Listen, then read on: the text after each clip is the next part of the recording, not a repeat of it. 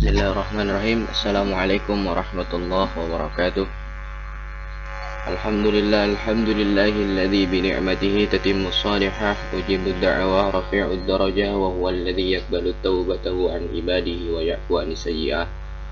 Allahumma shalli ala Muhammad wa ala ali Muhammad, amma ba'd.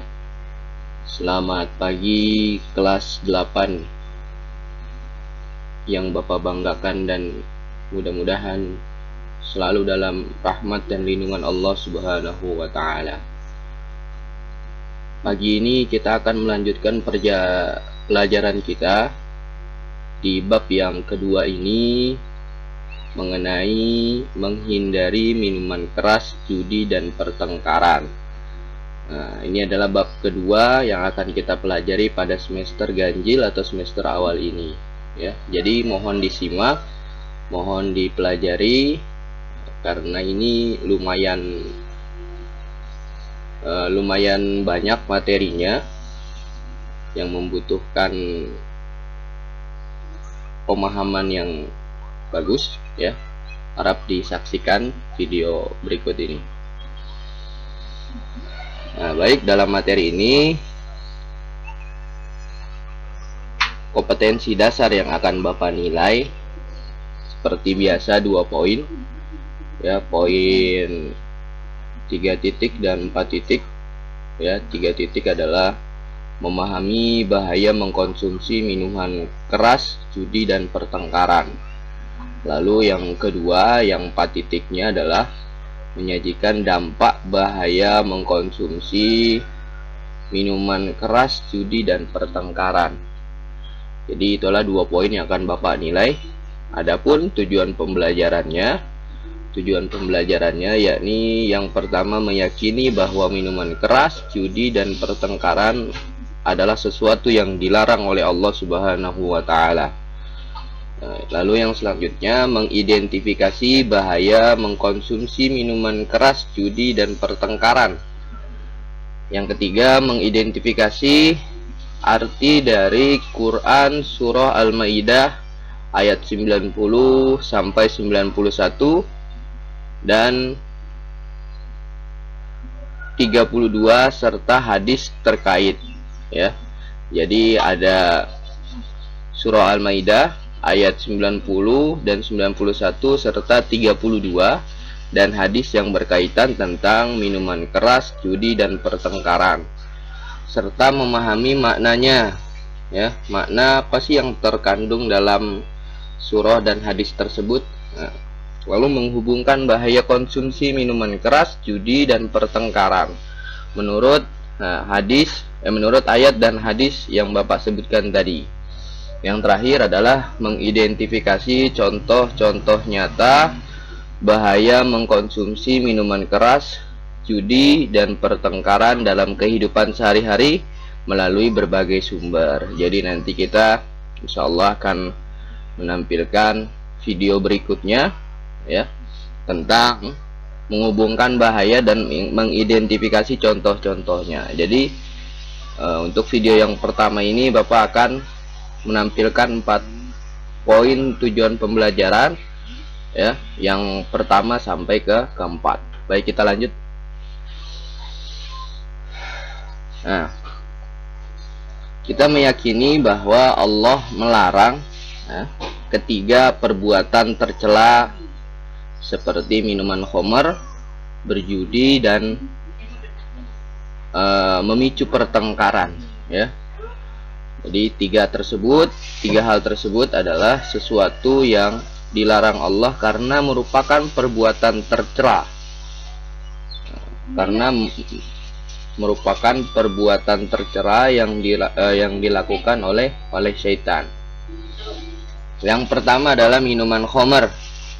Minuman khamar, Allah melarang minuman khamar karena khamar adalah perbuatan keji yang dilakukan syaitan dan tidak baik untuk kesehatan karena bisa mematikan hati seseorang.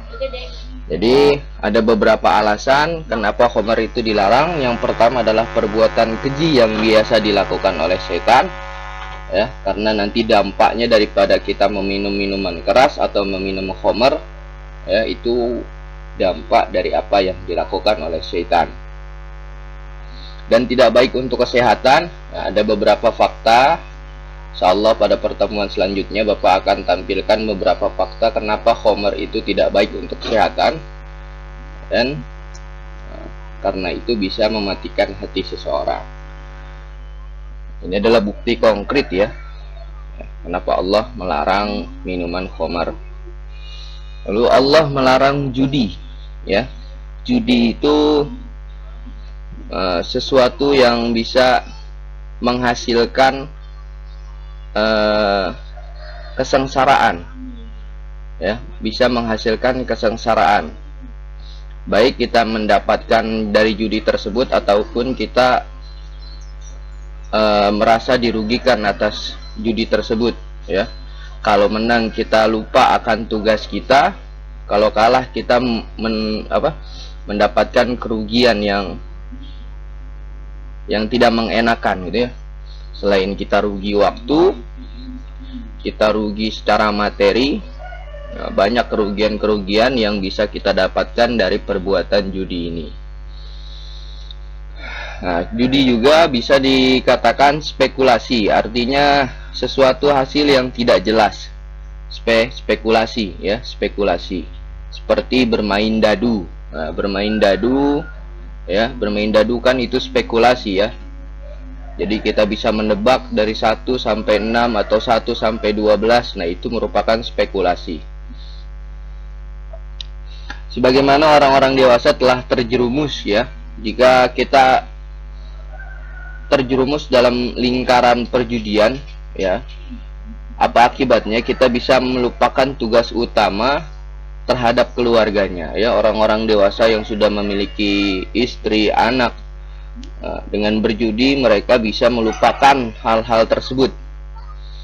Orang yang sibuk di meja judi biasanya menyengsarakan dan menelantarkan anak-anak dan keluarga mereka ya. Perbuatan tercela sekali judi ini. Lalu yang selanjutnya adalah tentang pertengkaran ya. Pertengkaran, kalian bisa saksikan ada gambar ya, seorang anak sedang berkelahi. Mereka sedang bertikai, berkelahi dan tawuran ya. Tapi sebenarnya perbuatan tersebut hanya dipicu oleh permasalahan sepele ya.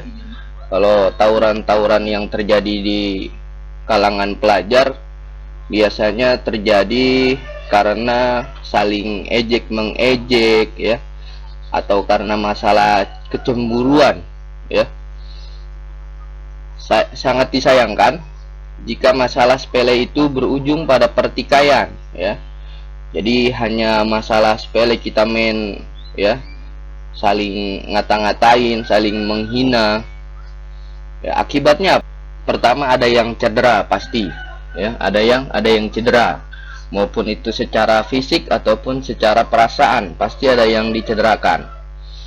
Yang selanjutnya yang lebih parah adalah dirawat di rumah sakit ya, jika cedera itu membesar, bahkan sampai ada yang meninggal dunia, dan tak sedikit yang meninggal dunia. Ditegaskan bahwa membunuh seseorang sama seperti membunuh semua manusia.